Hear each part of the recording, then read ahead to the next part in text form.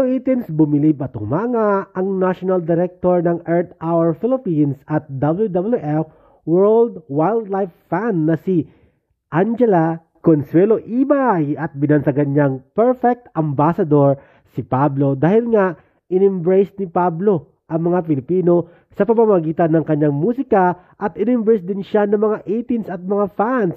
Magandang halimbawa, maraming umiidolo at tumitingala lalo na ang mga kabataang Pilipino. At nakaka-inspire din ang kwento ng buhay ni Pablo from humble beginning, nagsumikap at natupad ang mga pangarap at maging singer na sumikat sa buong mundo at buong Pilipinas. At ito nga ang SB19, tuloy-tuloy ang pagsikat.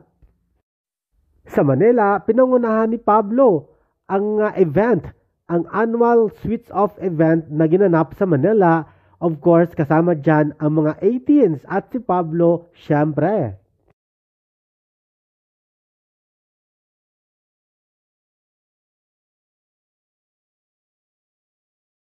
Thank you for watching, guys. See you in the next video and update. Please like and subscribe to my channel. Keep watching. God bless everyone, and always remember, be yourself and be a good one.